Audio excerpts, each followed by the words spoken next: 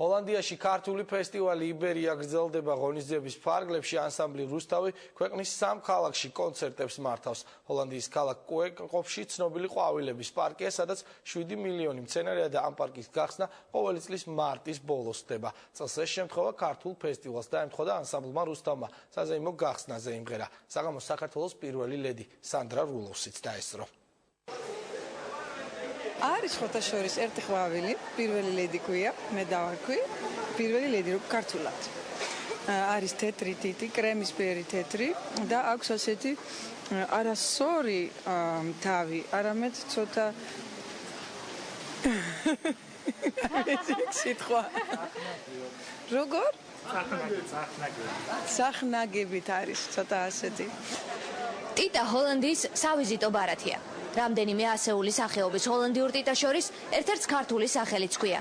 პირველი ლედი, ასე ქართულად სახელი სანდრა რულოვსმა ჰოლანდიელების მიერ შემოთავაზებულ სახეობას თვითონ დაარქვა.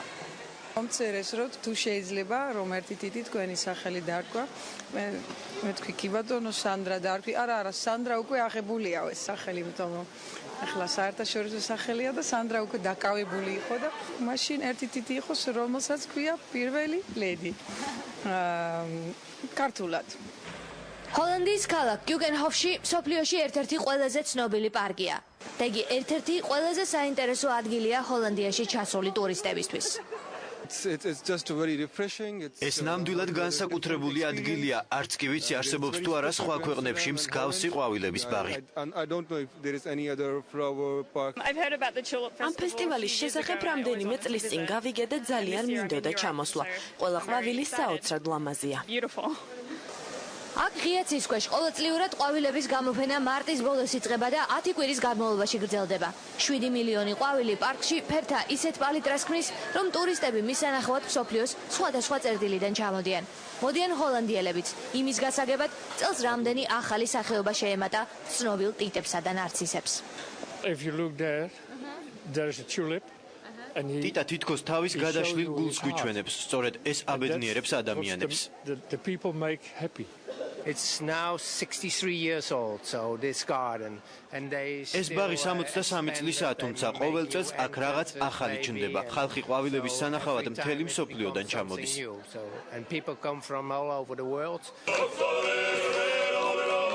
ამ პარკის გახსნა ჰოლანდიელებისთვის ყველაზე თბილი სეზონის დასაწყის ნიშნავს.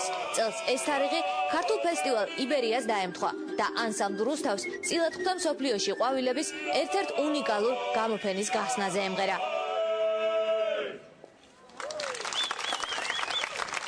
ეს არის ჰოლანდიაში ყველაზე მნიშვნელოვანი ტურისტული ეპიცენტრი, Guggenhof, ისწავლი გამოთქვა Guggenhof და ძალიან დიდი პატივია მართლა დღეს რომ ჩვენ მივიღეთ მონაწილეობა გახსნაში. მოსულმა ადამიანებმა ეს უკვე კარგად გაითავისეს და მიხვდნენ, რომ ხო საქართველოს არ არის პოსტსაბჭოთა ქვეყანა უბრალოდ, რომელმაც 20 წლის წინ დამოუკიდებლობა მოიპოვა და ჩვენი ისტორიული ფესვები და კულტურა მიდის ბევრად უფრო უკან, რასაც ანსამბლი რუსთავი ესე კარგად წარმოაჩენს უკვე მეორე დღე. საქართველოს პირველი ლედი დღეს ქართულ ფესტივალს პოპულარიზაციას თვითონ უწევდა და საკუთარი ხელით არიგებდა ფესტივალის ფლაიერებს. ბევრი ტურისტი არის სხვადასხვა ქვეყნიდან და მაინტერესებს სადაური სიმღერებია და რამდენიმე რუსიც ნახე და დადიოდნენ, неужели это грузины? ასე მესიონა ძალიან რომ ძალიან გვაფასებენ და ასეთი დიდი სიამოვნება მივიღე დღეს. ქართული სიმღერა ყოფილ სამეფო ბაღში მთელი დღის განმავლობაში ისმოდა.